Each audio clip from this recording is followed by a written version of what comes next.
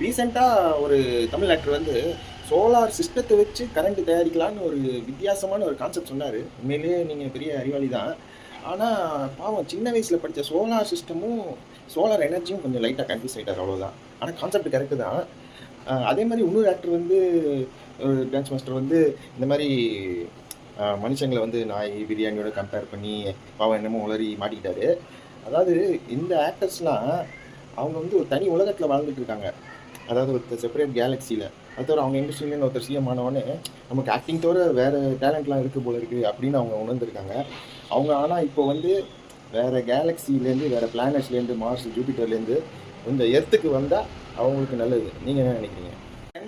ரீசெண்டாக ஒரு தமிழ் ஆக்டர் வந்து சோலார் சிஸ்டத்தை வச்சு கரண்ட் தயாரிக்கலான்னு ஒரு வித்தியாசமான ஒரு கான்செப்ட் சொன்னார். உண்மையிலேயே நீங்கள் பெரிய அறிவாளி தான். ஆனால் பாவம் சின்ன வயசில் படித்த சோலார் சிஸ்டமும் சோலார் எனர்ஜியும் கொஞ்சம் லைட்டாக கன்ஃபியூஸ் ஆகிட்டார், அவ்வளோதான். ஆனால் கான்செப்ட் கரெக்டு தான். அதே மாதிரி இன்னொரு ஆக்டர் வந்து டான்ஸ் மாஸ்டர் வந்து இந்த மாதிரி மனுஷங்களை வந்து நாய் பிரியாணியோட கம்பேர் பண்ணி பாவம் என்னமோ உளறி மாட்டிக்கிட்டாரு. அதாவது இந்த ஆக்டர்ஸ்லாம் அவங்க வந்து ஒரு தனி உலகத்தில் வாழ்ந்துட்டு இருக்காங்க. அதாவது ஒரு செப்பரேட் கேலக்சியில். அது தவிர அவங்க இண்டஸ்ட்ரியிலேருந்து ஒருத்தர் சிஎம் ஆனவொடனே நமக்கு ஆக்டிங் தவிர வேறு டேலண்ட்லாம் இருக்குது போல இருக்குது அப்படின்னு அவங்க உணர்ந்துருக்காங்க. அவங்க ஆனால் இப்போ வந்து வேறு கேலக்சிலேருந்து, வேறு பிளானட்ஸ்லேருந்து, மார்ஸ், ஜூபிட்டர்லேருந்து இந்த எர்த்துக்கு வந்தால் அவங்களுக்கு நல்லது. நீங்கள் என்ன நினைக்கிறீங்க?